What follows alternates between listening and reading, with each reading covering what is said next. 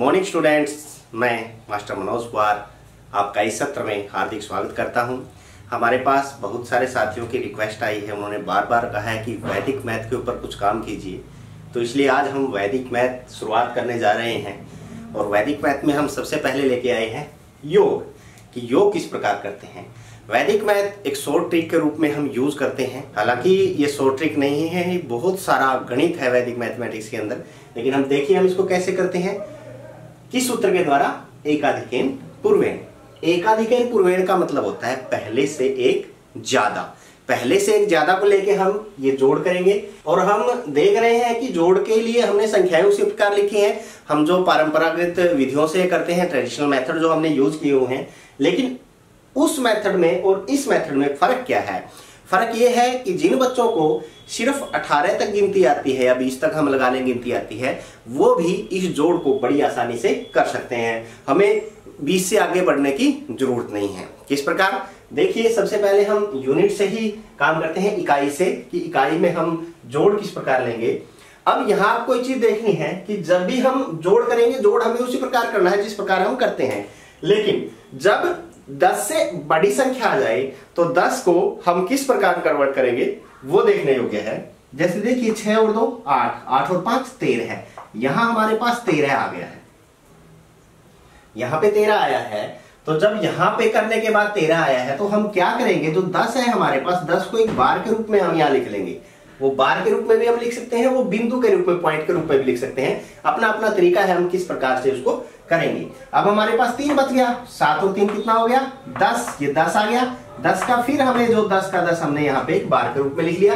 फिर बच गया हमारे पास 0। अब 0 और 3 3 हो गए, ठीक है। 3 और 9 12 है। अब हमारे पास 12 आ गया। फिर हमने 10 को एक बार के रूप में लिख लिया। अब हमारे पास क्या बच गया? 2। अब 2 और 8 कितने हो गए? 10। और 10 को फिर हमने बार के रूप में ऊपर लिख लिया। अब यहाँ पे इकाई का अंक हमारे पास क्या बचा? 0।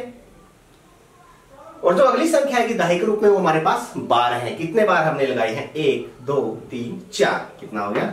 40।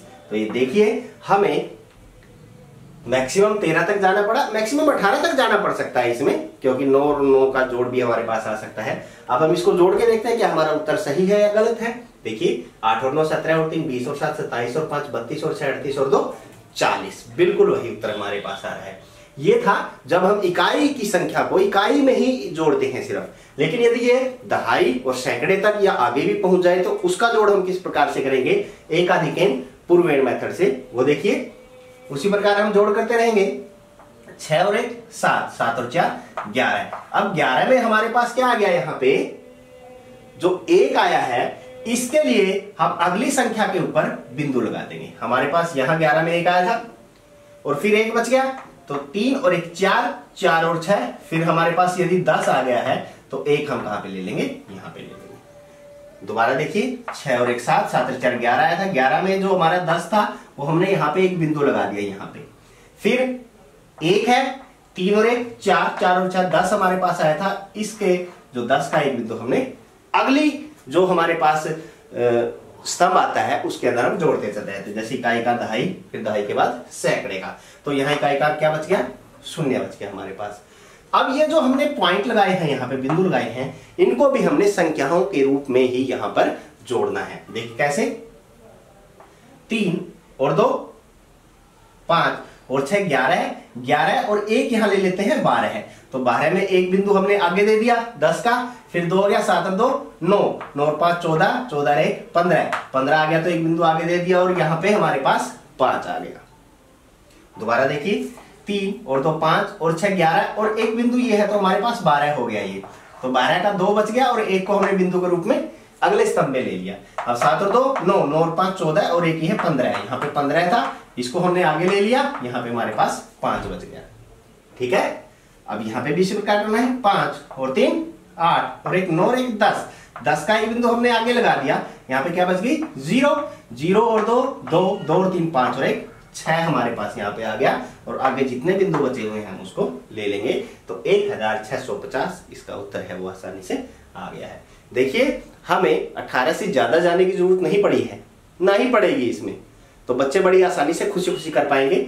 चलो अब इसको करके देख लेते हैं। देखिए 8 1 9, 9 और 5 14 है। 14 में एक हमने इधर ले लिया, यहां पे क्या बच गया हमारे पास 4, 4 और 3 7। ठीक है, अब यहाँ पे 9 9 18, 18 में एक क्या ले लिया 8 बच गया, 8 में 1 9, 9 और 6 15 है, 15 का हमने 5 ले लिया, लेकिन 10 है जो वो आगे एक बिंदु के रूप में चला गया। यहाँ पे देखिए 2 और 7 9, 9 और 8 17 है, 17 में हमने 10 इधर ले लिया, 7 7 और 1 8, 8 7 15 है, 15 में 10 इधर ले लिया, 5 5 और 1 6 हमारे पास आ गया। यहाँ पे देखिए 3 और 3 6 4 10, 10 में 10 का एक बिंदु हमने यहाँ ले लिया, 0 1 हो गया, यहाँ पे 1 और 3 4, 4 और 1 5 हमारे पास आ गया।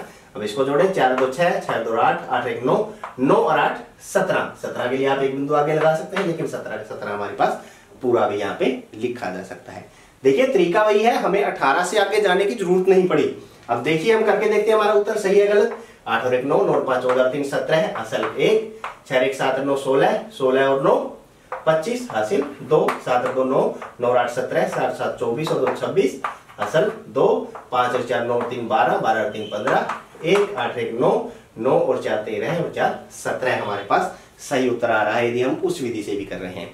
और बीच में हम डॉट्स लगा रहे हैं वो हमारे पास हासिल के रूप में ही। आप ध्यान से देखिए, यहाँ पे इस स्तंभ में एक डॉट लगा है तो एक हासिल है हमारे पास, यहाँ पे 2 लगे हैं तो 2 है, 2 लगे हैं तो 2 है, 1 लगा है तो 1 है। ठीक है ना। तो इसी प्रकार हम बड़ी आसानी से 18 तक की गिनती यदि हमें आती है तो जोड़ को बड़ी आसानी से बड़ी बड़ी संख्याओं को हम जोड़ सकते हैं। आशा है ये ट्रिक एकाधिकरण पूर्वेण या शॉर्ट ट्रिक के रूप में हम इसको देखें तो आपको अच्छे से समझ में आ गई होगी। अब इसी तरह के और प्रश्न आप जल्दी जल्दी कीजिए, क्योंकि जितनी ज्यादा प्रैक्टिस करेंगे ये उतना ही आसान आपको लगने लगेगा। तो इसी तरह की और वीडियो देखने के लिए हमारे साथ बने रहें। तब तक के लिए बाय बाय।